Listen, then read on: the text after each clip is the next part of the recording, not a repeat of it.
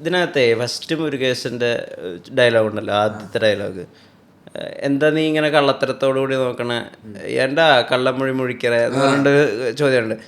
അതിനകത്ത് തന്നെ അയാളുടെ ഒരു മോട്ടീവ് വളരെ വ്യക്തമാണ്. നിങ്ങൾ ഞാൻ ചിന്തിക്കുന്നത് അത്രയും ചിന്തിച്ചാൽ മതി, അതിനപ്പുറത്തേക്കൊന്നും ചിന്തിക്കണ്ട.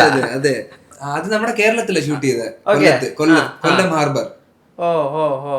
അപ്പം ആ സീനിൽ ഇങ്ങനെ ഒരു കുറച്ചും കൂടെ ഉണ്ടായിരുന്നു, ഒരു അടിയിടി പരിപാടിയൊക്കെ ഉണ്ടായിരുന്നു. ഒരു ബട്ടർഫ്ലൈ നൈഫ് ട്രിക്ക് അതൊക്കെ ഉണ്ടായിരുന്നു, അതൊക്കെ കട്ടായി പോയി. എനിക്കിതിന് മുന്നേ ഒരു സീൻ ചെയ്തപ്പോഴേ എനിക്ക് തന്നൊരു ഇതായിരുന്നു ഫീഡിങ്. മുരുകൻ ഹീറോ ആണ്. ഓക്കെ, മുരുകനാണ് ഹീറോ.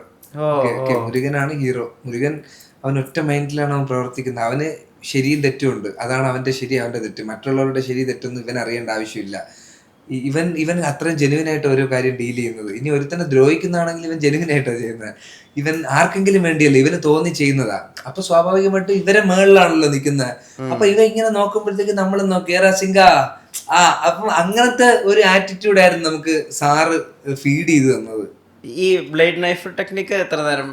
ബട്ടർഫ്ലൈ ടെക്നിക്ക് എനിക്ക് 1.5 ദിവസത്തിന് മുന്നെയാണ് എനിക്ക് ബട്ടർഫ്ലൈ ഇവര് ഇതിന്റെ ഡമ്മി അയച്ചു തരുന്നത്. അപ്പം അത് കഴിഞ്ഞാൽ ഇവിടെ ഷൂട്ടാണ് രാവിലെ. അപ്പൊ പഠിക്കണം. അപ്പൊ ഞാൻ യൂട്യൂബിൽ കണ്ടിട്ട് ഒരു 4 ട്രിക്ക് ചക്കാന്ന് എടുക്കുന്നത്. അടിപൊളി സാധനം വരുന്നത്. പക്ഷെ അത് കട്ടായി പോയി പെട്ടെന്ന്. അതിലൊരു സീക്വൻസ് ഉണ്ട് ചെറുതായിട്ട്. പക്ഷെ അതിന് മുന്നേ ഞാൻ ഇങ്ങനെ കറക്കുന്ന ഒരു ട്രിക്ക് ഉണ്ട്. ഇവിടെ നിന്ന് ഇങ്ങനെ കറങ്ങും. അതിങ്ങനെ കറക്കിയിട്ട് ഞാൻ ഇങ്ങനെ കൈ കൊടുക്കും. കൊന്നിട്ട് എടുത്തോണ്ട് പോകുന്ന പറയും. ഞാൻ അവളെ കൊന്നിട്ട് നീ എടുത്തോണ്ട് പോകുന്ന പറയും. പക്ഷെ അത് ആ സീനിൽ ചിലപ്പോൾ അത് ആവശ്യമില്ലാതായിരിക്കും. അതുകൊണ്ട് അത് ചിലപ്പം അങ്ങനെ പോയത്. സിനിമയിൽ ഏറ്റവും ഇമ്പോർട്ടൻ്റ് ആയിട്ടുള്ള സീക്വൻസ് ബാബുരാജിന്റെ പൊസിഷനിലേക്ക് മുരുകേശൻ വരികയാണ്. അപ്പൊ അവിടെ നീ വൈറ്റ് ഷർട്ട്, വൈറ്റ് മുണ്ട്, എല്ലാം വൈറ്റ് ആവുന്ന സമയത്ത് എനിക്ക് പെട്ടെന്ന് ഓർമ്മ വന്ന ഒരു മൂവി സീനുണ്ട്. അത് ഭയങ്കര ഐക്കോണിക് ആയ സീനാണ്. അത് തേവർ മകനില് കമൽഹാസൻ സാറ് ഫുൾ വൈറ്റ് എടുത്തിരുന്ന ഒരു സീക്വൻസ് ഉണ്ട്. രണ്ടും ഒരെണ്ണം ശരിക്കും നന്മയാണെങ്കിൽ കംപ്ലീറ്റ്ലി തിന്മയാണ്. സ്റ്റിൽ എനിക്ക് അതായിട്ട് ഭയങ്കര റിലേറ്റ് ചെയ്യാൻ പറ്റിയ ആ സമയത്ത് അങ്ങനെ എന്തെങ്കിലും സീൻ ആലോചിച്ചായിരുന്നു? ഇല്ല. ആ സമയത്ത് അതാണ് എന്റെ ഫസ്റ്റ് ഷൂട്ട് ചെയ്യുന്നത്. ഈ ഗെറ്റപ്പില് ഞാൻ ഷൂട്ട് ചെയ്യുന്ന ഫസ്റ്റ് സീൻ അതാ. അപ്പൊ എനിക്ക് ബിൽഡപ്പ് വരുന്ന ഇതുപോലെ ഷർട്ടിന്റെ ഇങ്ങനത്തെ ക്ലോസ് വന്ന് ഞാൻ ചെരുപ്പിടുന്നു, ഞാൻ വാച്ച് ഇടുന്നു, ബിൽഡപ്പ് വരുന്നു. അപ്പൊ അടുത്ത മിറർ സീക്വൻസ്. അപ്പൊ എന്റെ ലുക്ക് ഫിക്സ് ആയിട്ടില്ല. പിന്നെയാണ് പറഞ്ഞത് നമുക്ക് ഒരു ഏടിയാണ് പറഞ്ഞത് നമുക്ക് ബാക്കിലോട്ട് ചീകിയാലോ. അങ്ങനെ പോയി ഞാൻ ബാക്കിൽ ചീകിയിട്ട് വന്നിട്ട് ഇതാണ് പറഞ്ഞത്, എടാ അവിടെ പാൻ ഉണ്ട്, അതെടുത്ത് കഴിച്ചിട്ട് മിററിൽ നോക്കുക. അപ്പൊ ഡയറക്ടർ പറഞ്ഞ, എടാ മിററിൽ നിനക്ക് ഏറ്റവും ഇഷ്ടമുള്ള ആ വ്യക്തിയുടെ ചെറുപ്പകാലം അതാണ് നീ കാണുന്നത്. ഓക്കെ, നിനക്ക് അതുപോലെ ആവണമെന്നാണ് നിന്റെ ആഗ്രഹം. നീ അദ്ദേഹത്തിനാണ് കാണുന്നത്. ബാബുരാജ് ചേട്ടന്റെ ചെറുപ്പകാലമാണ് നീ അതില് കാണുന്നത്. അപ്പൊ നിനക്ക് എന്തായിരിക്കും നിന്റെ മൈൻഡില്? ഓക്കെ സാർ എന്ന് പറഞ്ഞ് പോയി. അതിങ്ങനെ ആക്ഷൻ പറഞ്ഞു, ഞാൻ പറഞ്ഞു. അപ്പം ഈ മുടിയൊക്കെ ഒട്ടിയിരുന്നതുകൊണ്ടേ ബ്രോ. അപ്പൊ ഇങ്ങനെ ഒരു ആറ്റിറ്റ്യൂഡും എനിക്ക് കിട്ടിയ ക്യാരക്ടറിന്. കാരണം ഒട്ടിയിരിക്കുന്ന മുടി ആയതുകൊണ്ടും അതിങ്ങനെ ചെയ്തു കഴിഞ്ഞപ്പോഴത്തേക്കും ഡയറക്ടർ പറഞ്ഞിട്ട് ഇത് ഓക്കെയാണ്. അപ്പൊ പറഞ്ഞു, എടാ കുറച്ച് അത് ആ സത്യം പറഞ്ഞാൽ അതൊരു 1.5 മിനിറ്റ് ഉണ്ട് ബ്രോ സീക്വൻസ്. ഞാൻ വരുന്നു, കഴിക്കുന്നു, ക്യാമറ ഇങ്ങനെ വരുന്നു, കണ്ണീന്ന് ഇങ്ങനെ വെള്ളം വരുന്നു. ഇത് 1.5 മിനിറ്റ് ഇങ്ങനെ ഒറ്റ ഷോട്ടാ. അത് എനിക്ക് ഭയങ്കര സന്തോഷമായിരുന്നു. കാരണം ഇപ്പം ഒരു ആന്റഗോണിസ്റ്റ് ആണെങ്കിൽ പോലും ഇവന്റെ ഇമോഷൻ കാണിക്കണ ഒരു സീനൊക്കെ എന്ന് പറയുന്നത് ഭയങ്കര ഭാഗ്യമാണ്. ഇവന്റെ ഒരു വേർഷൻ, ഇവന്റെ പോയിന്റ് ഓഫ് വ്യൂല് ഒരു സാധനം ഉണ്ടല്ലോ, ഇവൻ കരയുന്നത്, ഇവൻ ചിരിക്കുന്നത്, ഇവന്റെ എല്ലാ ഇമോഷനും പുറത്ത് വരുന്ന ഒരു സീൻ എന്നൊക്കെ പറഞ്ഞ ഒരു ആക്ടറിനെ സംബന്ധിച്ചിടത്തോളം, എന്നെ സംബന്ധിച്ചിടത്തോളം അത് ഭയങ്കര ലക്കായിരുന്നു. ആ സീനായിരുന്നു എനിക്ക് ഈ പടത്തിലെ ഏറ്റവും ഇഷ്ടപ്പെട്ട സീൻ, ആ മിറർ സീക്വൻസ്. ഞാനത് തിയേറ്ററിൽ കണ്ടപ്പോഴും ഞാൻ ഭയങ്കര ഹാപ്പി ആയിരുന്നു. കുറേ പേര് എൻ്റെ കൂട്ടുകാരൊക്കെ പറഞ്ഞു, അളിയ അത് സൂപ്പറായിരുന്നറാ, മിറർ സീക്വൻസ് സൂപ്പറായിരുന്നറാ എന്ന്. അപ്പം അതെനിക്ക് ഭയങ്കര സന്തോഷമാണ്. ആസ് ആൻ ആക്ടർ എനിക്ക് അതിന് OTT ഇറങ്ങുക പോലും അതെനിക്ക് വീണ്ടും അതെനിക്ക് കാണണം എന്ന് ഞാൻ ആഗ്രഹിക്കുന്ന ഒരു സാധനമാണ്. അതെ, ഇനി അടുത്തടുത്ത പരിപാടി അടുത്തടുത്ത മാനറിസങ്ങൾ ഫ്ലിപ്പ് ആവുന്ന ഒരു കാര്യം ഉണ്ടല്ലോ വെങ്കി. ഇപ്പം നമ്മൾ മുരുകേഷനെ ചെയ്യുന്ന സമയത്തുള്ള ബോഡി ലാംഗ്വേജ് അല്ല, ഈ വൈറ്റ് ആൻഡ് വൈറ്റ് ഇടുമ്പോൾ ബാബുരാജേട്ടൻ എവിടെ നിന്നാണ് അവസാനിപ്പിച്ച് ഈ ബാബുരാജൻ എപ്പോഴും ഈ ഫ്ലിക്കർ ഉണ്ടല്ലോ, ഇത് വെച്ചിട്ടാണല്ലോ ആള് കമാൻഡ് ചെയ്യുന്നത്, അതായത് ബോഡി കണ്ടീഷൻ കാണുന്നത്. ഇത് കറക്റ്റ് ആയിട്ട് പിന്നെ വെങ്കി അവിടുന്ന് പിന്നെ മറ്റേ മുരുകേശനില്ല, പിന്നെ സാധനം ചെയ്യാൻ തുടങ്ങും. ആ ട്രാൻസ്ഫോർമേഷൻ നല്ല രസം. ഇതൊക്കെ സ്ക്രിപ്റ്റിലുണ്ടായിരുന്നോ? ട്രാൻസ്ഫോർമേഷൻ അങ്ങനെയല്ല, സ്ക്രിപ്റ്റിലില്ലായിരുന്നു. ഡയറക്ടർ സാർ എൻ്റെ അടുത്ത് പറഞ്ഞിട്ടുണ്ടായിരുന്നു. അതായത് ഫസ്റ്റ് ഹാഫ് എന്റെ പരിപാടി എന്ന് പറയുന്നത് ഞാൻ തെറിച്ച് നടക്കുന്ന ഒരുത്തനാ. ഞാൻ മറ്റേ ഇങ്ങനെ ലൂസായിട്ട് നടന്നിട്ട് ഇങ്ങനെ പറയുന്നതാ. അടുത്ത പരിപാടി എന്ന് പറയുമ്പോൾ എന്റെ ഡ്രസ്സ് വൈറ്റ് ആൻഡ് വൈറ്റ് ആണ്. അപ്പൊ സ്വാഭാവികമായിട്ടും ഈ പുള്ളി എൻ്റെ അടുത്ത് പറഞ്ഞ ഈ വേരിയേഷൻ അറിയണം. ഈ വേരിയേഷൻ അറിയണമെന്നാണ് പറഞ്ഞത്. അപ്പൊ സ്വാഭാവികമായിട്ടും ഞാനും ആലോചിച്ചപ്പോഴത്തേക്കും ഇവന് കുറച്ചും കൂടെ പവർ ഉണ്ടല്ലോ, അപ്പൊ ഇവ ഓവർ ഇളകേണ്ട ആവശ്യമില്ല. ഇവൻ മറ്റേ സ്റ്റിഫായിട്ട് നിന്നിട്ട് ഇവൻ കാര്യം വളരെ ലൂസായിട്ട് ആര് വന്ന് ഫ്രണ്ട് നിന്നാലും ഇവന് പുല്ലാണ്. അപ്പം അങ്ങനത്തെ ഒരു മൈൻഡ് മനസ്സിൽ വെച്ചിട്ടാണ് ഒരുപാട് ഇളകാതെ ഒരുപാട് കൈ ഉപയോഗിക്കാതെ, കൈ ഞാൻ അധികം ഉപയോഗിച്ചിട്ടില്ല, വളരെ കുറവാ.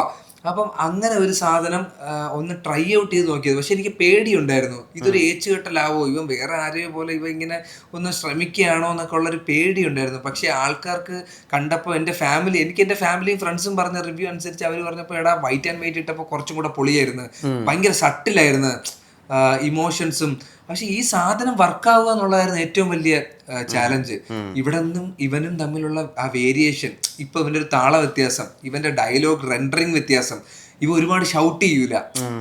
ഈ വൈറ്റ് ആൻഡ് വൈറ്റിൽ ഒന്നും ഷൗട്ട് ചെയ്യുന്നില്ല. ഇവ എന്തൊക്കെ പറഞ്ഞാലും ഇവൻ വളരെ കാര്യമായിട്ട് എല്ലാവരെയും കൺവിൻസ് ചെയ്ത് ഇവ ഒരു ബോസി കൈൻഡ് ഓഫ് തിങ്. അപ്പം ഇതെല്ലാം ഗൗതം സാറിന്റെ ഒരു ഇൻപുട്ട് ഉണ്ടായിരുന്നു. സ്ക്രിപ്റ്റിൽ ഇങ്ങനെയൊന്നും ഇല്ല എന്തൊക്കെയാണ് ഏതൊക്കെയാണെന്നുള്ളത്. ഗൗതം സാറിന്റെ പരിപാടി അൾട്ടിമേറ്റ്ലി. പെട്ടെന്നൊരു കിസ് പോലെ ചോദിച്ചോട്ടെ, എന്താ കൺസൈൻമെന്റ് ടാങ്കറിന്റെ നമ്പർ?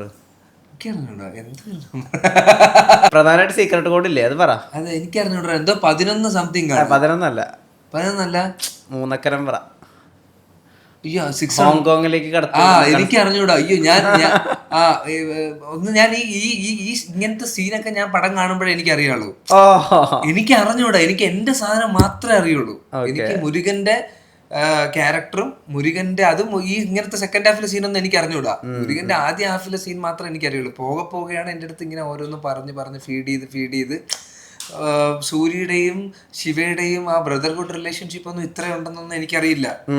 എനിക്ക് ഇതിന്റെ ബേസിക് അറിഞ്ഞൂടാ. എനിക്ക് എന്റെ ബാബുരാജ് ചേട്ടന്റെ ക്യാരക്ടറും എന്റെ ക്യാരക്ടറും മാത്രമേ എനിക്ക് ഐഡിയ ഉള്ളൂ. അപ്പൊ പടം എനിക്ക് പുതുമയായിരുന്നു. അത് HK183 എന്നാട്ടോ. HK183 അല്ലേ, ഭീകര.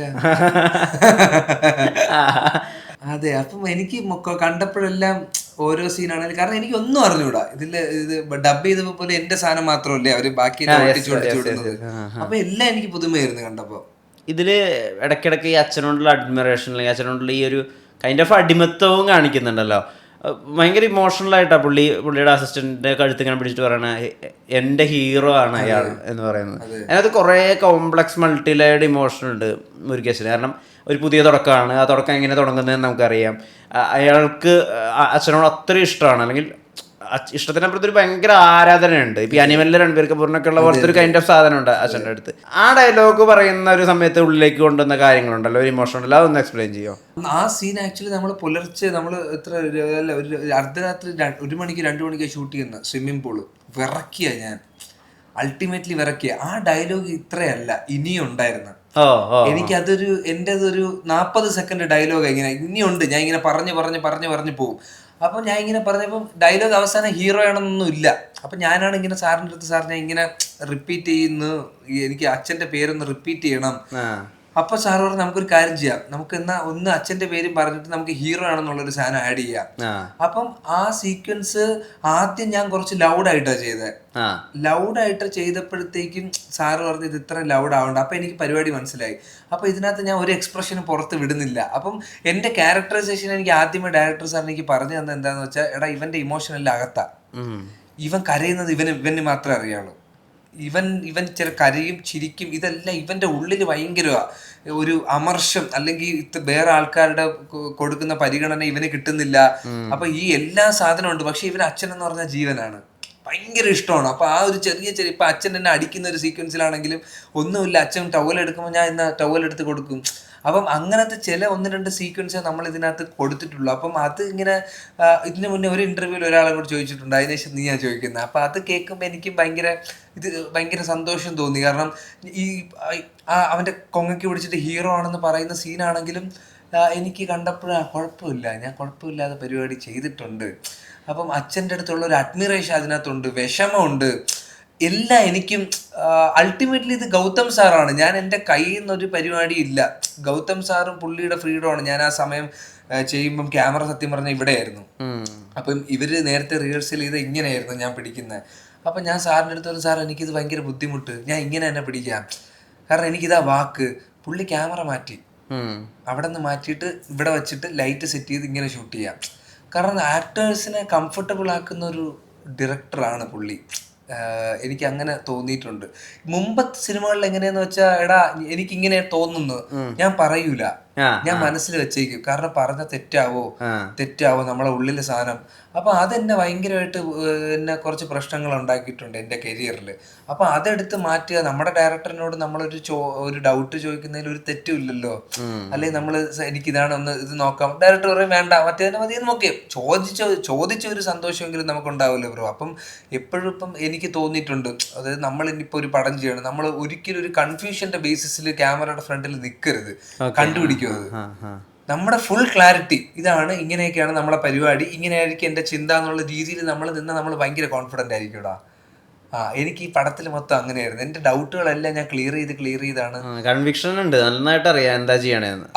ഞാൻ ചോദിച്ചാ പോയത്. എൻ്റെതായിട്ടുള്ള സജഷൻ ഞാൻ ചോദിക്കും, സാറ് പറയും, ചിലപ്പോൾ പറയും എടാ വേണ്ട, ഓക്കെ സാർ. പക്ഷെ സാറിൻ്റെ പെർമിഷനോടെയാണ് ഞാൻ ചെയ്യുന്നത്. പക്ഷെ ചെയ്യുന്നതിന് മുന്നേ ഞാൻ ചോദിച്ചിട്ടാണ് ഞാൻ ചെയ്യുന്നത്. ഒരു ഡൗട്ടിൻ്റെ പുറത്തും ഞാൻ ഇതിനകത്ത് ചെയ്തിട്ടില്ലായിരുന്നു. ഈ 9 വർഷത്തെ കണക്കുണ്ടല്ലോ, ഈ 9 വർഷത്തിൽ ആദ്യത്തെ 1-2 വർഷങ്ങളിൽ നമുക്കതൊരു എൻജോയ്മെൻ്റ് ഉണ്ടാവും, ഒരു ഫണ്ണുണ്ടായിരിക്കും.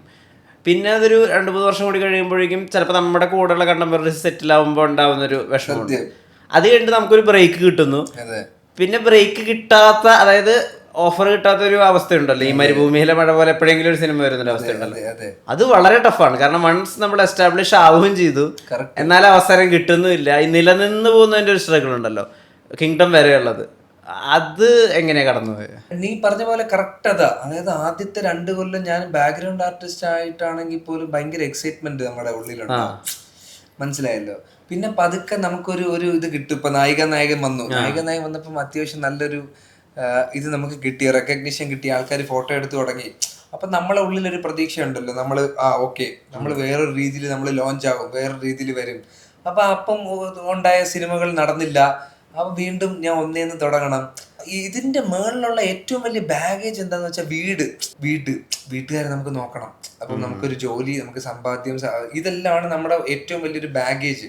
അപ്പം ഇതാണ് എൻ്റെ ഉള്ളിൽ ഇങ്ങനെ കറങ്ങുന്ന. ഓരോ സിനിമ ഡ്രോപ്പ് ആകുമ്പോഴും കരഞ്ഞിട്ട് വരെ ഉണ്ട്. അപ്പം ഇത് കാരണമാണ് ഒന്നും ചെയ്തു കൊടുക്കാൻ പറ്റണില്ല. വീട്ടിൽ കൂട്ടുകാരന്മാരെല്ലാം സെറ്റിലാവുന്നുണ്ട്. അപ്പം നമുക്ക് സിനിമ എന്ന് പറഞ്ഞുകൊണ്ടിരിക്കുന്നതാണ്. പക്ഷെ സ്റ്റിൽ വീട്ടിൽ നിന്ന് അങ്ങനെ ഒരു 2 കൊല്ലം കൊറോണ കൊണ്ടുപോയി, വേറൊന്നും ചെയ്യാനും പറ്റിയില്ല. അപ്പം വീട്ടിൽ നിന്ന് അങ്ങനത്തെ ഒരു പ്രഷർ ഇല്ലായിരുന്നില്ല. അതുകൊണ്ടാണ് ഞാൻ സിനിമയിൽ നിന്നത്. വീട്ടിൽ നിന്നൊന്നും ഇല്ലായിരുന്നു, വീട്ടിൽ ഭയങ്കര സപ്പോർട്ടീവ് ആയിരുന്നു. ഞാൻ എൻ്റെ അറിവിലൊരു 27-28 വയസ്സ് വരെ ഞാൻ എൻ്റെ വീട്ടിൽ നിന്ന് എനിക്ക് അമ്മയും അച്ഛനും തരുന്നതാണ് എൻ്റെ പൈസ. എവിടെയെങ്കിലും യാത്ര ചെയ്യാൻ പോകുമ്പോൾ പോലും ഇവർ തരുന്നതാണ് എൻ്റെ പൈസ. അപ്പം എനിക്കതിലൊരു പ്രശ്നവും ഇല്ല. കാരണം ഇവരെനിക്ക് തരുന്നത് ഞാൻ അവർക്ക് കൊടുക്കുന്നത് അച്ഛനും മോനും അല്ലേ, വേറെ ആരെങ്കിലും പൈസ ഒന്നും അല്ലല്ലോ ഞാൻ എടുത്തുകൊണ്ട് പോകുന്നത്. ഒരു പോയിന്റിൽ മറ്റുള്ളവരിങ്ങനെ ഹിറ്റടിക്കുന്നു വരുന്നു എന്ന് പറയുമ്പോൾ നമ്മൾ സോഷ്യൽ മീഡിയ ഭയങ്കരമായിട്ട് ഉപയോഗിച്ചിട്ട് ഞാൻ ഈ സോഷ്യൽ മീഡിയ എല്ലാം ഡിലീറ്റ് ചെയ്ത് 1 മാസം ഉപയോഗിക്കാൻ ഞാൻ ഇരുന്നിട്ടുണ്ട്. കാരണം മെന്റലി ഭയങ്കര ബുദ്ധിമുട്ടായിട്ട് ഒരു പോയിന്റില്. പിന്നെ ഞാൻ പൊതുവെ എല്ലാവരും ഇന്റർവ്യൂസും ഓഡിയോ ലോഞ്ചൊക്കെ കാണുന്നത്. അപ്പൊ ധനുഷ് ഒരു പരിപാടി പറയും, അതായത് മറ്റുള്ളവ ഓടണുണ്ടോ ഇല്ലയോ എന്നുള്ളതല്ല, നമ്മൾ ഓടണുണ്ടോ നീ അത് നോക്ക് എന്ന് പറയുന്നൊരു സാധനമുണ്ട്. ആലോചിക്കുമ്പോൾ ശരിയാടാ, അന്ന് എനിക്കിപ്പോ സിനിമകൾ കുറവാണെങ്കിൽ പോലും നായികാനായകൻ കഴിഞ്ഞിട്ട് 4 പേരെന്നെ കാണുമ്പോൾ ചേട്ടാ നായികാനായകനിലെ വെങ്കിച്ചേട്ടനല്ലേ ചോദിക്കുമ്പോൾ ആ സ്ഥാനത്ത് നിൽക്കാൻ ആഗ്രഹിക്കുന്ന ഒരുപാട് ആൾക്കാരുണ്ട് പുറത്ത്, ഒരുപാട് ആൾക്കാരുണ്ട്. അപ്പം അവരുടെ ഒരു പ്രതിനിധിയായിട്ട് ഞാൻ ഇവിടെ നിൽക്കുമ്പോൾ ആ സ്ഥാനം ഞാൻ റെസ്പെക്ട് ചെയ്തില്ലെങ്കിൽ ഞാൻ പിന്നെ എന്താ എക്സ്പെക്ട് ചെയ്യണത്? ഞാൻ എന്താ മമ്മൂക്കെ പോലെ ഒരു സംഭവമാണോ എക്സ്പെക്ട് ചെയ്യണത്? ആഗ്രഹമാണത്. പക്ഷെ ഈ ഇരിക്കുന്ന സാധനം, ഇതല്ല, ഇതെനിക്ക് വേണ്ട, ഇതെനിക്ക് അല്ല, എനിക്കൊരു 1 ലക്ഷം, ഇനി 1 മില്യൺ ഫോളോവേഴ്സ് വേണം. എനിക്കിപ്പോൾ ഉള്ള ഫോളോവേഴ്സിൽ ഞാൻ ഹാപ്പിയാ, അതല്ലാതെ. പക്ഷെ ഇപ്പൊ 100 ഉള്ളൂ കേട്ടാ, 1 മില്യൺ വേണമെന്ന് പറഞ്ഞാൽ എൻ്റെ ജീവിതം മൊത്തം എനിക്കിതാ വിഷമിക്കാനും സങ്കടപ്പെടേണ്ടേ വരുള്ളൂ. പക്ഷെ എനിക്ക് ഈ ഒരു ഒറ്റ ഓഡിയോ ലോഞ്ച് ആണെന്ന് എന്നെ ഓക്കെ ഇങ്ങനെ എന്തിനാലോചിക്കുന്ന? ഞാൻ ഇരിക്കുന്ന സ്ഥലം, ഞാൻ ഓടുന്നുണ്ടോ? പടമുണ്ട്, വർഷത്തിലൊരിക്കലേ ഉള്ളൂ, അല്ലെങ്കിൽ 1.5 വർഷത്തിലൊരിക്കലേ ഉള്ളൂ, പടം ഞാൻ ചെയ്യുന്നുണ്ട്. വഴി പോകുമ്പോൾ ആൾക്കാർ എൻ്റെ ഫോട്ടോ എടുക്കുന്നുണ്ട്, വെങ്കിച്ചേട്ടനല്ലേ എന്നുള്ള രീതിയിൽ പറയുന്നുണ്ട്. എൻ്റെ വീട്ടുകാരെ ഹാപ്പിയാണ്. അപ്പം ഇത് ഞാൻ എൻജോയ് ചെയ്തില്ലെങ്കിൽ എടാ, ഞാൻ ഇതിനോട് ചെയ്യുന്ന ഒരു ഭയങ്കര അനീതിയായിപ്പോ. ഇത്രയും നിനക്ക് കിട്ടിയിട്ടും നിനക്ക് ഇതുപോലും വേണ്ടാത്ത ഒരു അമിത അത്യാഗ്രഹം എന്നൊക്കെ നമ്മൾ പറയില്ലേ, ആ ഒരു സംഭവമായിപ്പോ. അത് വൺസ് എനിക്കത് റിയലൈസേഷൻ കിട്ടിയതിനു ശേഷം എനിക്ക് അങ്ങനത്തെ കൂടെ ഉള്ളവരുടെ പടം ഹിറ്റായി സന്തോഷം, എന്റെ പടം എന്തെങ്കിലും ഹിറ്റാവും, ഞാൻ ഓടുന്നുണ്ട്, എനിക്ക് പടങ്ങളുണ്ട്, ഞാൻ പടം നടന്നുകൊണ്ടിരിക്കുക. ഇപ്പം എന്താ കിങ്ഡം, എനിക്ക് ഇത്രയും കോള് വരുന്നു, സ്ക്രിപ്റ്റ് വരുന്നു, ഞാനിത് എൻജോയ് ചെയ്യുന്നുണ്ട്, എനിക്ക് ഇനി ഇത് വേണം. പക്ഷെ ഇപ്പൊ ഇരിക്കുന്ന ഇതിൽ ഞാൻ ഹാപ്പിയാണ്. ഇനി എന്തെങ്കിലും ഒരു കിടിലം പരിപാടി എനിക്ക് വരും, ഞാൻ ചെയ്യും, അടുത്തടുത്ത ലെവലിൽ പോകും. ഇതേപോലത്തെ ചെറിയ കാര്യങ്ങളിൽ വരെയും എക്സൈറ്റ്മെന്റ് എനിക്ക് ജീവിതകാലം മൊത്തം കണ്ടെത്തണം എന്ന് ആഗ്രഹിക്കുന്ന ഒരു വ്യക്തിയാണ് ഞാൻ. അത് പൊളിഞ്ഞു പോവാതെ നോക്കണം എന്നുള്ളതാണ് ഞാൻ.